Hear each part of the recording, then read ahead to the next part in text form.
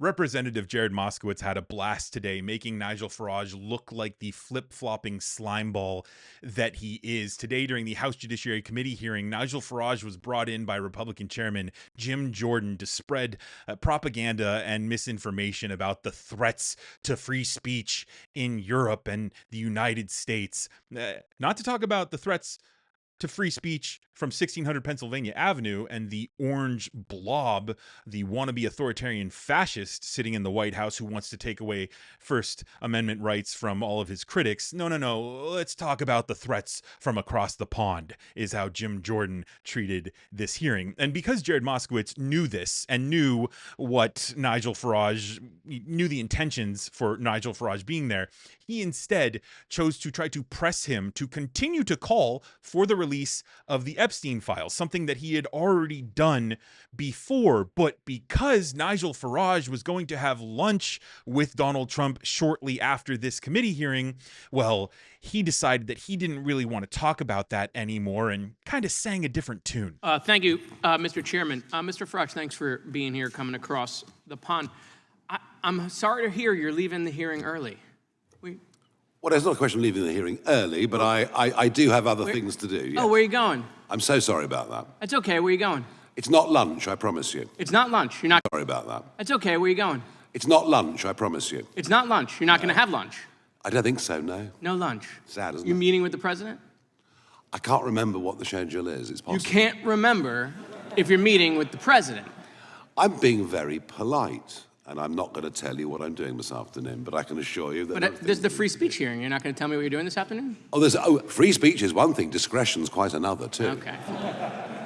All right, so you're leaving to have lunch with the president. So, Mr. Farage, I have a question. Have you heard about the Epstein thing that's going on here? I have. You have? What do you think about it? I'm not going to give comment on anything happening in America. I'm here as a witness. Perfect. I'm here as a witness. I'm here as a witness for what is happening in the United Kingdom and in the European. Perfect. Let me just go through it. So it's been 9 months, right, since we've been meeting in these hearings. We've not had Pam Bondi here, even though we have jurisdiction over the Department of Justice. Not Dan Bundy. The gentleman yield. Not Kash Patel. I will 100%. We'll go back and forth. Let me just do my thing. Okay. Well, I'm just going to correct. Kash Patel's coming in 2. I'll give you an extra 10 seconds. Kash Patel, the director of FBI, is coming in 2 weeks, and the Attorney General's coming in 4 weeks. Fantastic. But still, we're not doing that this week. The week we're having votes on the Epstein thing. So, Pam Bondi gives the influencers, these Republican influencers, a binder. It says Part 1 of the Epstein files. Don't know if you saw it. It was quite spectacular. The Attorney General then says the Epstein list is on her desk. Then DOJ issues a memo, says there is no list. Then, you have any questions about any of that? We've had no hearings on any of that at all. That, the list is on my desk, then there is no list. Then we gave binders to Republican influencers. This committee said no questions on any of how that transpired at the Department of Justice. Then hold on. Well, it sounds like you're going to in the next few weeks. So that's a jolly good thing. Mr. Farage, we can talk soon, but not yet. Okay. Right. So then the president comes out and says the whole thing's a hoax. He blasts his own base. He blames Barack Obama. I mean, he hasn't been president for a very long time. Republicans then in committee vote against the release in the Rules Committee. Then Republicans refuse to go back in the Rules Committee because they're getting blasted for their vote, getting crushed by their own base. Congress leaves a day early. Then the administration sends the Deputy Attorney General to meet with Maxwell in jail. He happens to be Trump's former personal attorney. She says something favorable about the president. Miraculously, she gets transferred to a minimum security prison. The president starts talking about how he has the right to pardon her if he wanted to. The leaks to the Wall Street Journal then stop. We come back from break. We have the Massey petition. Comer does a document dump where 97% of these documents are already public. How long has he had those documents? Why hasn't he released them for the last 6 weeks? Does it the day of the vote. Then Republicans drop a non-binding resolution trying to kill the Massey discharge petition. The White House said passing the Massey discharge petition is a hostile act. Wow. That's a lot of distraction and deflection and misinformation. Wait, passing Passing a discharge petition to release the Epstein files, the White House said would be a hostile act. Nope, we have no questions about that.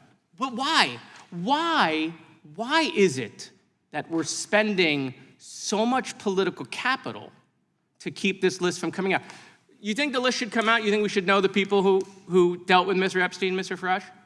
I thought I was coming to a hearing on free speech, not process. Oh, well, listen, but here's the And good... that sounds like you're discussing process. No. Do you think the list should come out?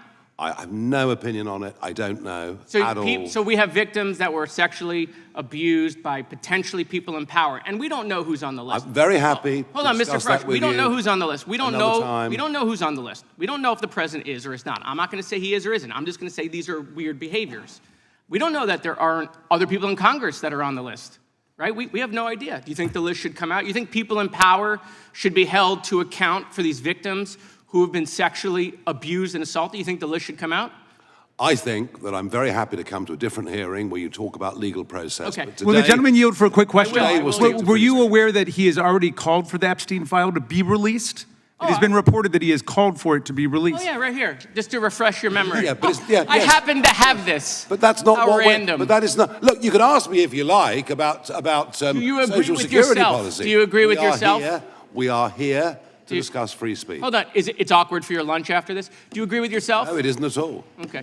Mr. Chairman, I'm just curious. This committee has jurisdiction over the Gentleman's Department of time. Justice. Yeah. Why have we allowed Comer to cover this up for the last couple of months? As I said, why is this committee I not think I taking said 6 weeks jurisdiction? ago that we will have the FBI director in, we will have the attorney general in, and we are doing that in 2 weeks. You can ask you can go through that whole list.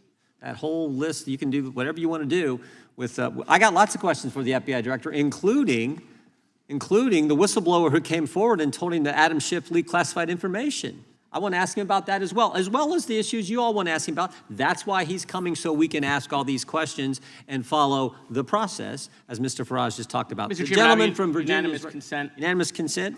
I'd like to enter the political article into the record that Mr. Farage said the Epstein file should be released.